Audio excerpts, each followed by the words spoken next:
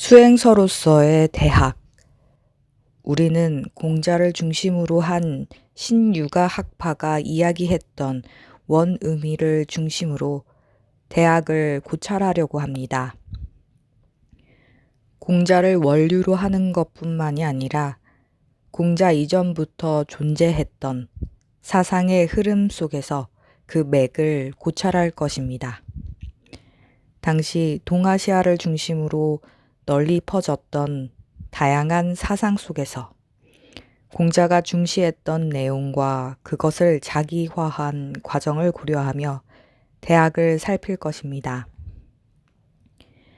대학의 성격은 한마디로 말한다면 은나라 하늘 사상의 전통을 이어받은 지식인인 유들이 자신을 밝혀 성인으로 나아가고자 하는 실천 수행의 초학 입문서입니다. 이런 성격을 이해하기 위해서는 중국 사회의 형성과 공자가 활동했던 당시 유라고 불리던 지식층들에 대한 성격을 조금 이해할 필요가 있습니다.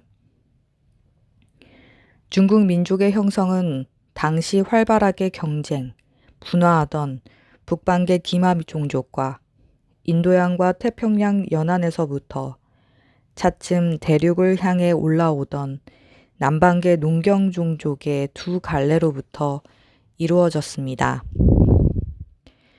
이 중 큰 영향을 미친 것은 북방계 기마 종족입니다.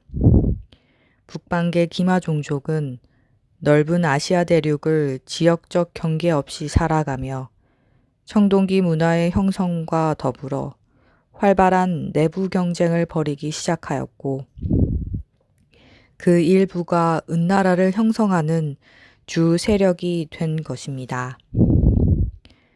당시 기마 종족이 가진 문화는 한마디로 하늘 사상이라고 할 수 있습니다. 이 하늘 사상은 은나라를 형성했던 초기 기마 종족들에 의해 유전되었고 은나라의 후신인 주나라로 이어집니다. 공자 당시 유는 중국계 기마 종족이 세웠던 은나라가 멸망하는 과정에서 생겨난 특이한 집단이었습니다.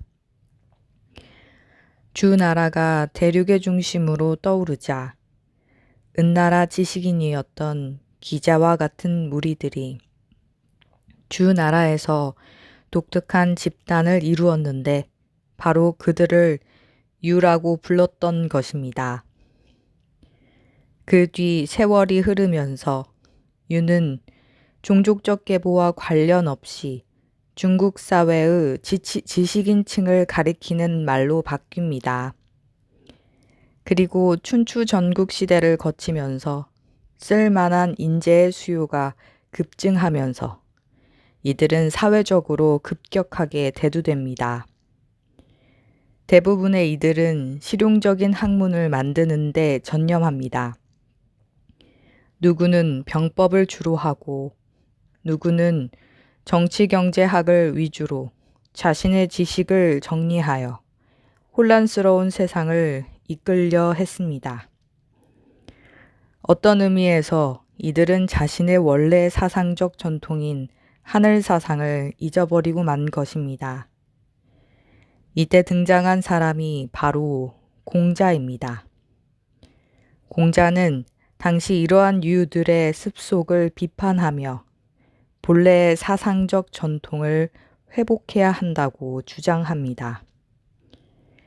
유학의 역사적, 사상적 근원인 하나라, 은나라에서 정신적 가치를 찾아내고 주나라에서 정치적 규범을 찾아내야 한다고 주장했습니다. 그는 이 과정에서 은으로 이어졌던 하늘 사상의 이상적 가치관을 계승하면서 동시에 실천적 사회 규범으로서는 주나라에서 만든 예를 모범으로 제시합니다. 이상적 가치와 기준, 그에 따른 실천적 방법을 제시하면서 실용적이기만 한 당시의 유들을 매섭게 비판했던 것입니다. 공자의 사상은 공자화된 하늘 사상인 인, 천명 등과 중국 내에서 독창적으로 이루어진 실천적 규범인 예의 독특한 융합이라고 할 수 있습니다.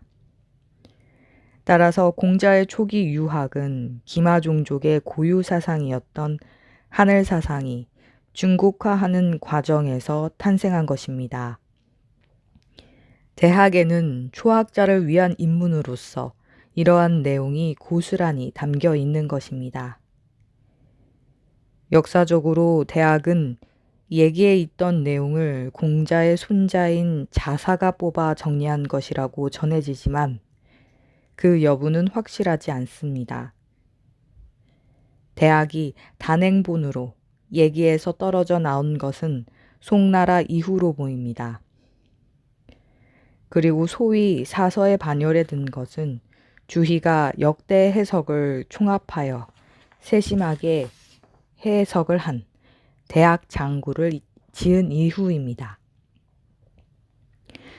여러 판본들 중에서 일반적으로 주희의 판본을 기본으로 하여 이야기하는 경우가 많습니다. 그러나 여기서는 주희의 판본을 기준으로 두지 않습니다. 과거 경전들은 주간에 적혀 전해졌기 때문에 문장의 배열을 어떻게 놓느냐가 중요한 문제로 제기됩니다. 본 책에서는 공자의 집 벽에서 나온 공병문서와 과거 수행자들이 정리하였던 내용을 토대로 순서를 정리하였습니다. 언뜻 익숙하지 않더라도 이렇게 살피는 것이 전체 대학의 체계에 부합한다는 것을 느끼시게 될 것입니다. 판본보다도 중요한 것은 우리가 이 글에서 시도하는 것입니다. 우리는 대학을 죽어버린 글더미에서 살아있는 생명의 소리로 탈바꿈시키고자 합니다. 진정한 경전이란 바로 지금에도 잣대가 되고 저울에 추가되어 오늘 바로 이 시점부터 자신을 다시 하려는 모든 이에게 작은 이정표가 될 수 있는 것이어야 한다고 생각합니다. 우리는 때때로 하나의 단어를 해석하기 위해 아주 엄격한 문법적 과정을 거치기도 할 것이고 고대 근문이나 우리나라의 옛 언어들을 살피기도 할 것입니다. 그리고 언뜻 대학의 범위를 넘는 듯한 불가, 선가의 이야기도 할 것입니다.